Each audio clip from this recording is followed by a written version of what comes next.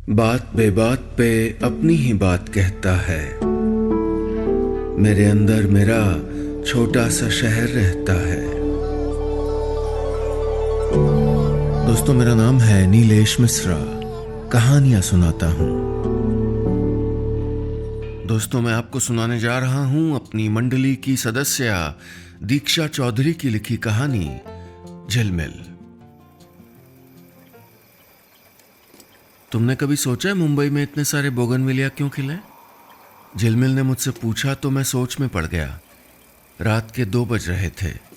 Church gate station से marine drive की ओर जाती सड़क पर हम दोनों की साइकिलें बराबर चल रही थीं। सड़क के किनारों पर काली पीली टैक्सी की लंबी कतार थी। पेड़ों से पत्ते चुपचाप झड़ते और टैक्सियों की छतों पर जमा होते जाते, जैसे डरते हों काली पीली की नींद तोड़ने से।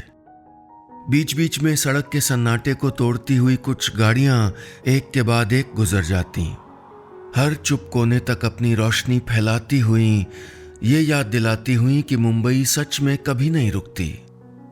स्ट्रीट लाइट के नीचे अपनी साइकिल के पास बैठे कॉफी वाले अन्ना झपकी ले रहे थे। हम दोनों उनके पास से गुजरे तो वो आधी नींद में ही चिल्ला दिए, कॉफी, गरम कॉफी। मुझे झिलमिल के सवाल का कोई जवाब नहीं सूझा। टफ क्वेश्चन, तुम ही बताओ ना, मैंने हंसते हुए कहा। वो घड़ियों की बंद दुकान के सामने रुक गई।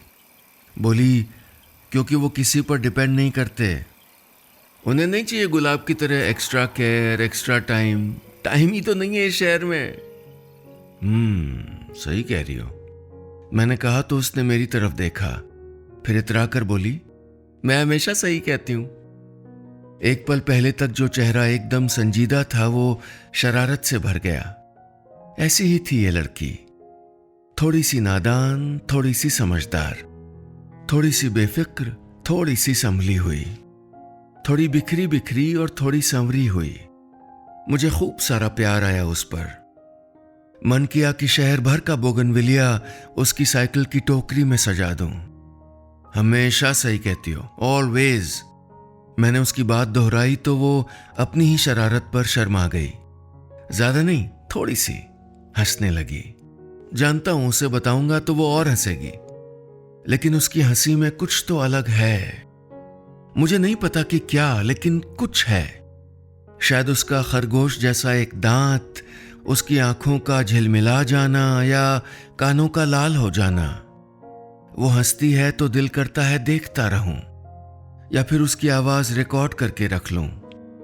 लोकल की भीड़ में हेडफोन लगाकर सुना करूं, रिपीट मोड पर।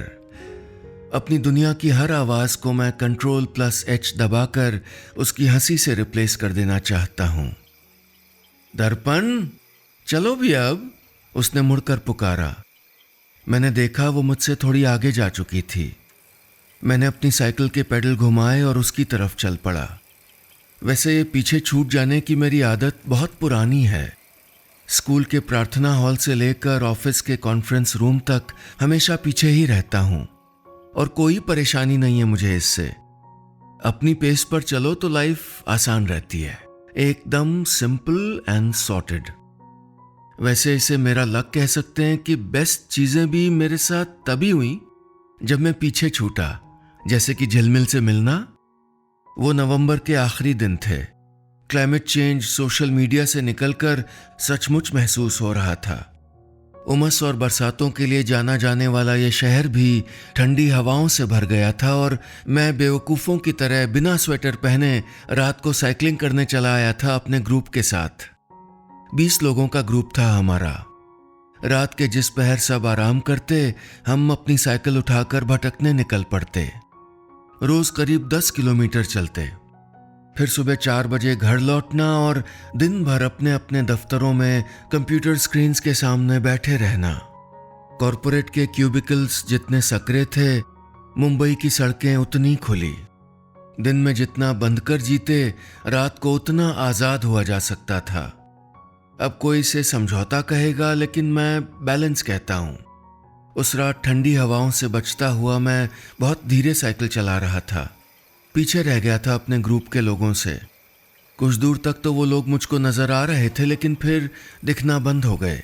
मैं सोच ही रहा था कि अब मैप खोलूं और घर लौट जाऊं, तभी घंटी की आवाज़ आई।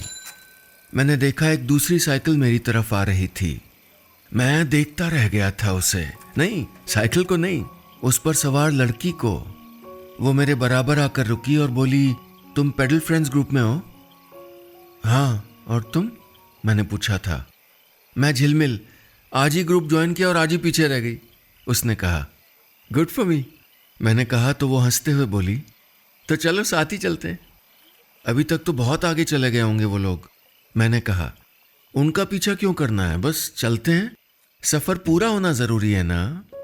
किसके साथ हो इससे क्या फर्क पड़ता है, इतना कहकर वो चलने लगी। फिर अचानक ब्रेक लगाकर बोली, तुम्हारा नाम क्या है? दर्पण। नाइस नेम, वो बोली और चल पड़ी। हवा से उसके कंधों तक झूलते बाल उड़ रहे थे। उसकी ढीली ढाली डेनिम जैकेट ऐसे लहरा रही थी जैसे किसी पक्षी के पंख खुले हों। मैं उसके पीछे पीछे चल पड़ा था। पहली बार हम पूरी रात सड़कों पर भटकते रहे थे, नई नई गलियां देखी, खूब सारी बातें की। उसने बताया वो एक एमएनसी में मार्केटिंग हेड है। मैंने बताया मैं दिन भर बोरिंग से कोड लिखता हूँ, लेकिन जैसे ही ऑफिस से निकलता हूँ बस घूमना चाहता हूँ।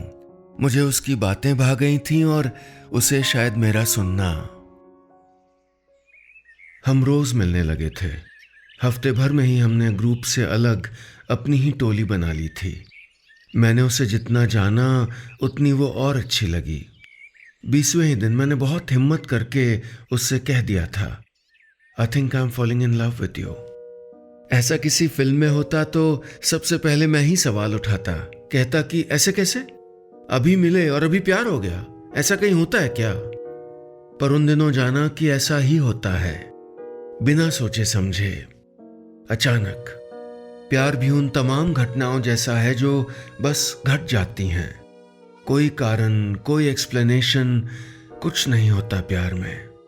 मेरी बात सुनकर वो कुछ देर चुप बैठी रही, फिर बोली, आई लाइक यू टू। बस लाइक? मैंने पूछा था। हाँ, मुझे लव शब्द बहुत भारी लगता है। लाइक अच्छा है, स्पेस है उसमें, फ्रीडम है, बहुत सारी पॉसिबिलिटीज हैं। मेरे पास कोई जवाब नहीं था। उसकी बातों का जवाब कभी नहीं होता था मेरे पास।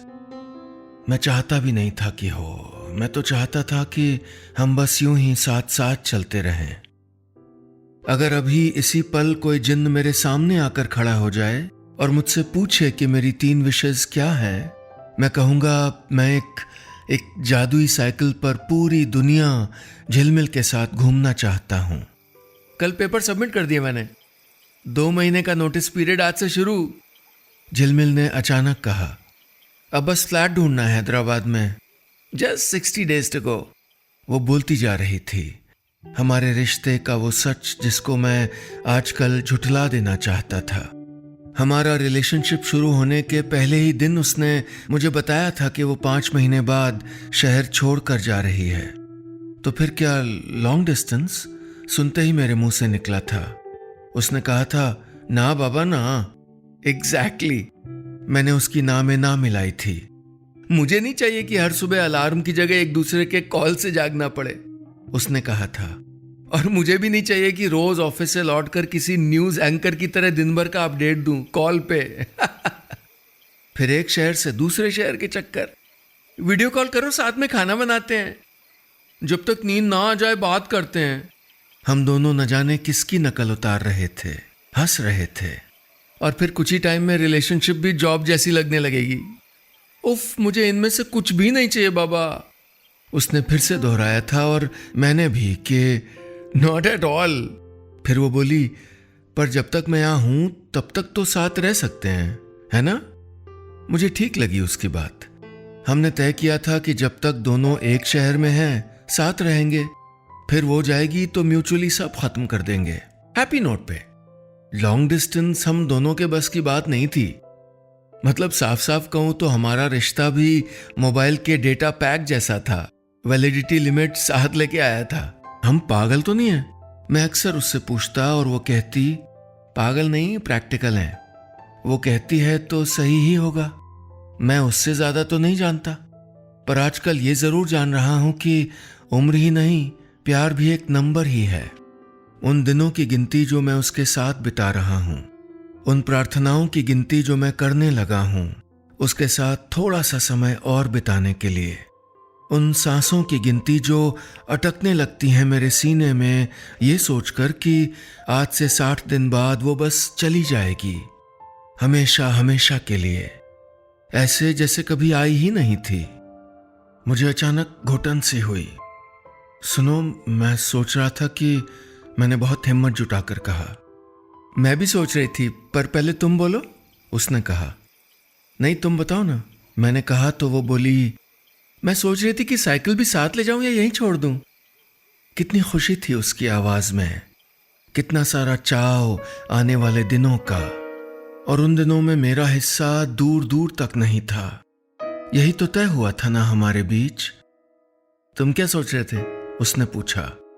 सुबह के 4 बज रहे थे। हम दोनों उस नुक्कड़ पर खड़े थे जहां से वो अपने घर की तरफ जाती थी और मैं अपने। पास ही अखबार वाले चाचा अपनी दुकान सजाने लगे थे। ताज़ी छपी स्याही की महक हवा में घुल रही थी। थोड़ी ही दूर काकी रंग बिरंगे फूलों की टोकरियों के साथ पहुंच गई थीं। कितने सारे ताज़ा फूल जिनको मुरझा जाना था शाम तक। बताओ ना, क्या कह रहे थे? उसने फिर पूछा। मैंने अपनी आवाज़ संभालते हुए कहा, बस यही कि तुम्हें अपनी साइकिल साथ ही ले जानी चाहिए, है ना? मैं हमेशा सही सोचती हूँ। वो इतरा कर बोली और अपने घर की तरफ चल पड़ी। ऑलवेज, मैंने कहा, लेकिन उसने सुना नहीं।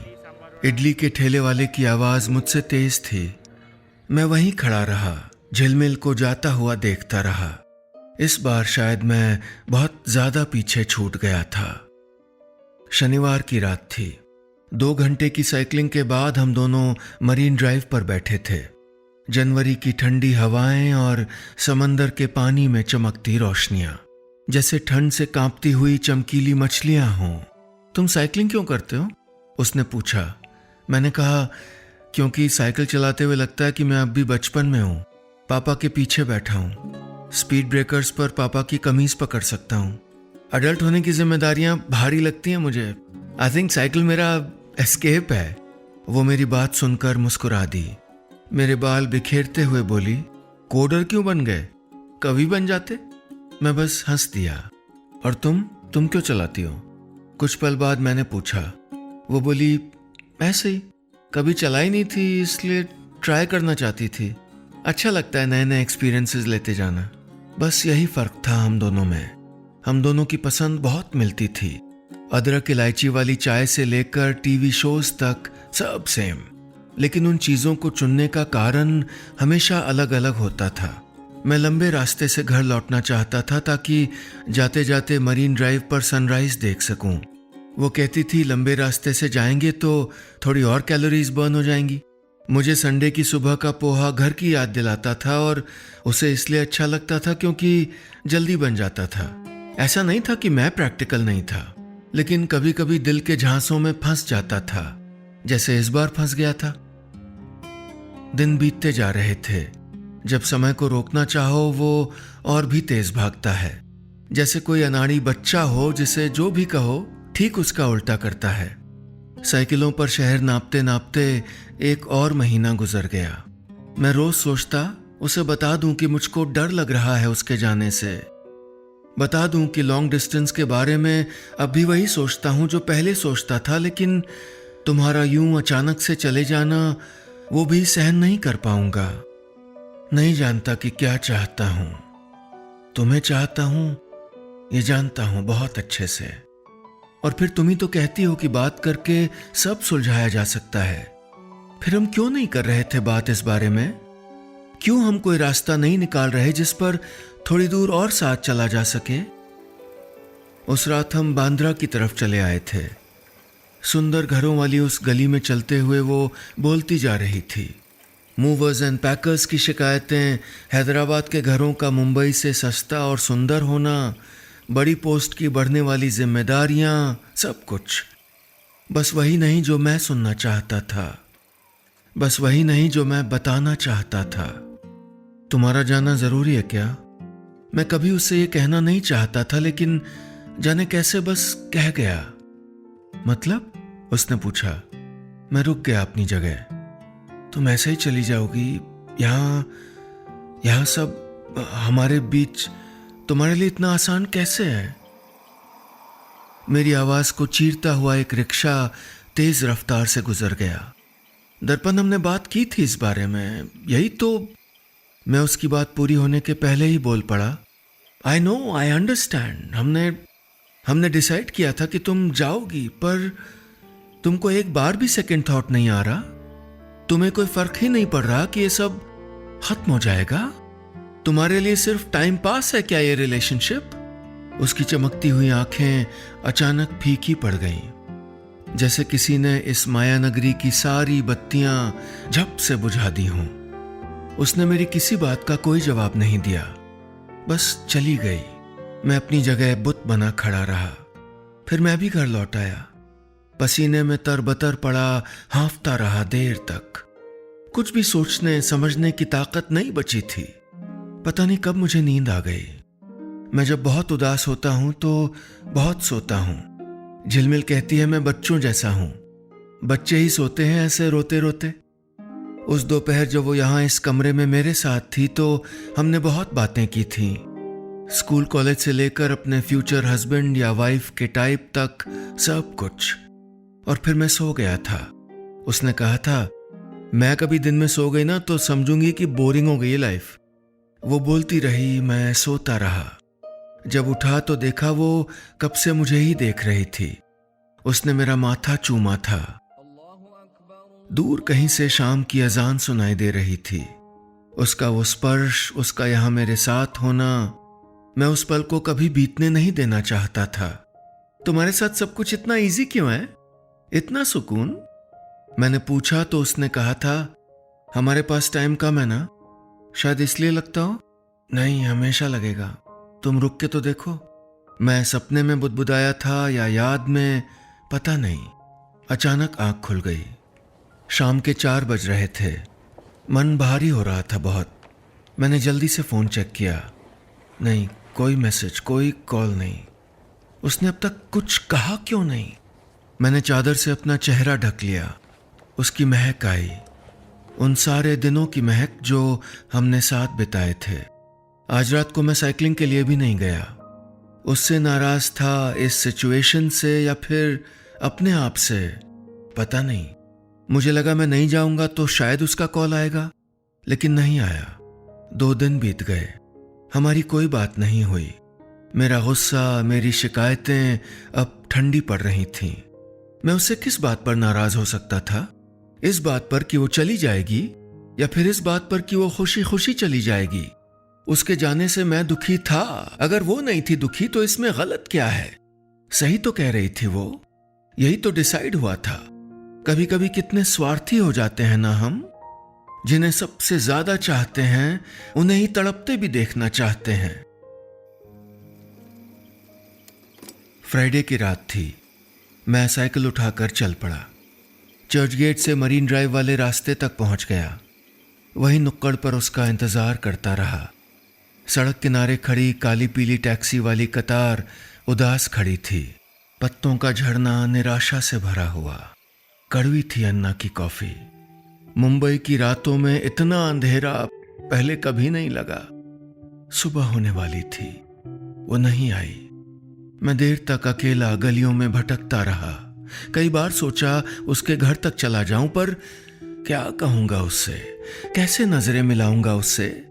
मेरी हिम्मत नहीं हुई। पैरों में जब तक जान थी पेडल मारता रहा, घूमता रहा पहियों के साथ उन रास्तों पर जो कहीं नहीं ले जा रहे थे। ऐसा नहीं कि मुझे कभी प्यार नहीं हुआ, बहुत बार हुआ। बहुत से प्यारे लोग आए जिंदगी में, लेकिन झिलमिल हमारे बीच जो था वो अलग था। होते हैं ना कुछ लोग ऐसे जिनसे मिलते ही बहुत शुरू में ही एक आवाज आती है कहीं से। एक आवाज ये बताती हुई कि या तो इस इंसान के साथ जीवन बीतेगा या फिर ऐसा दिल टूटेगा कि जुड़ने की उम्मीद नहीं बचेगी। दिल टूट चुका था। हालात ने जो कुछ छोड़ा वो मैंने बर्बाद कर दिया था अपनी बातों से। 4 दिन और बीत गए। उसके जाने में सिर्फ 10 दिन बचे थे। मैं चाहता था जाने से पहले मिल लूं एक बार उससे, माफी मांग लूं। डिसाइड तो हमने ये भी किया था ना कि सब हैप्पी नोट पे खत्म करेंगे। मैंने बहुत हिम्मत करके उसको फोन लगा दिया। तीसरी घंटी पर उसने फोन उठाया। हाँ बोलो, उसकी आवाज आई। मुझे लगा जैसे बिखर जाऊंगा इसी पल। वो मैंने खुद को संभाला। तुम आई नहीं इतने दिन से तो सोचा, मन नहीं था, पैकिंग भी बहुत बाकी है, उसने जवाब दिया। मुझे लगा जैसे वो जा चुकी थी। मैं बहुत दूर से बात कर रहा था उससे, दूसरे शहर ही नहीं, दूसरे टापू से। कुछ पल चुप्पी रही। फिर मैंने कहा, मैं आ जाऊं सुबह, एक बार जाने से पहले मिल लेना। वो कुछ पल चुप रही, फिर बोली, हाँ आ जाओ। अगली सुबह 8 बजे मैं उसके घर के सामने खड़ा था। हिम्मत नहीं हो रही थी कि आगे बढ़कर दरवाजे की घंटी बजा दूं। मैं उसे आखिरी बार देखूंगा, मैं आखिरी बार उससे मिलूंगा। मैं इस आखिरी मुलाकात को शुरू ही नहीं करना चाहता था। अचानक दरवाजा खुल गया। वो मेरे सामने खड़ी थी। घंटी क्यों नहीं बजाई? उसने पूछा। बस अभी आया था। मैंने अपनी बेचैनी छुपाने की पूरी कोशिश की। अंदर आओ ना, उसने कहा और अंदर चली गई। मैं भी पीछे पीछे आ गया। उसने लाल रंग की लंबी सी टी शर्ट पहनी थी। अभी नींद से उठी थी शायद। बाल थोड़े ज्यादा बिखरे थे। सुंदर लग रही थी, सचमुच किसी खरगोश जैसी। चाय पियोगे? उसने पूछा। फिर मेरे कुछ कहने के पहले ही किचन में पहुंची और गैस पर पानी चढ़ा दिया। मैं भी किचन में चला गया। ठंडी शेल्फ पर अपनी हथेलियां टिकाए खड़ा रहा, देखता रहा उसे। कितनी बोझिल थी ये चुप्पी। बातें बहुत सारी और कहने को शब्द एक भी नहीं। मैंने उसके चारों तरफ अपनी बाहें कस दी। उसके कंधे पर अपनी गर्दन टिकाई तो मेरा खुरदुरा गाल उसके गाल से टकरा गया। मैंने आंखें मूंद लीं। मेरी आंखों से निकलकर आंसू उसके गालों पर टपक गए। वो मेरी तरफ मुड़ गई। गैस पर चाय के लिए चढ़ा पानी उबल रहा था। सॉरी, मैंने जो कुछ भी कहा, आई डिडंट मीन इट। बस हमारा अलग होना। उसने मेरे होठों पर अपनी उंगली रख दी। सही कहते हो तुम, कुछ ज्यादा ही प्रैक्टिकल हूं मैं। पर ऐसा नहीं कि मुझे कोई फर्क ही नहीं पड़ता। मैं भी रहना चाहती हूँ तुम्हारे साथ। तकलीफ होती है सोचकर कि नहीं रह पाऊंगी। सोचती हूँ कि थोड़ा और टाइम क्यों नहीं है हमारे पास। पहले क्यों नहीं मिले तुम मुझको? मैं तो पीछे ही रहता हूँ ना हमेशा। मैंने कहा तो हम दोनों पहले हंसे, फिर रो पड़े। उसकी आंखों के 2 आंसू धीमे धीमे चलते हुए गालों तक पहुंच गए। मैंने उसे कस कर गले से लगा लिया। कितनी ही देर हम ऐसे ही खड़े रहे। फिर वो बोली, थोड़ा स्टूपिड सा आइडिया आया है। क्या? I want to give us a chance. Long distance इतना भी बुरा नहीं होता होगा, उसने कहा। होगा भी तो जो हमारे बीच है उसको खो देने से इससे बुरा तो नहीं हो सकता ना। मैंने जल्दी से कहा, अलार्म की तरह कॉल नहीं करूंगा सुबह। तुम खुद उठ जाओ तभी करना। वेट करूंगा और मैं भी तुमसे अपडेट नहीं मांगूंगी दिन भर का। जितना जी चाहे बता देना। हाँ, पर कभी कभी वीडियो कॉल करके खाना बना लेंगे, मैंने कहा। हाँ, लगना चाहिए ना कि साथ ही हो तुम, एकदम पास। वो बोली, कभी तुम मिलने आना, कभी तुम आ जाना। हम बोलते जा रहे थे। पूरा घर हंसी से भर गया था। 2 बहुत ज्यादा प्रैक्टिकल लोग एकदम पागलों जैसी बातें कर रहे थे। सीख रहे थे कि प्रैक्टिकल होकर लाइफ आसान हो जाती है। कैलकुलेटेड रिस्क रहते हैं और नुकसान तो बिल्कुल नहीं। पर कभी कभी रिश्ते बचाने के लिए, निभाने के लिए चाहिए होता है थोड़ा पागलपन और ढेर सारा प्यार। वैसे अब तो मान गए ना? क्या यही कि मैं हमेशा सही सोचती हूँ? वो इतराते हुए बोली। रोशनदान से आती धूप से उसके कान चमक रहे थे। मैंने आगे बढ़कर धूप को चूम लिया। ऑलवेज, मैंने कहा और देखा कि हमारी खिड़की पर एक बड़ा सा बोगनविलिया लहरा रहा था। बस इतनी सी थी ये कहानी।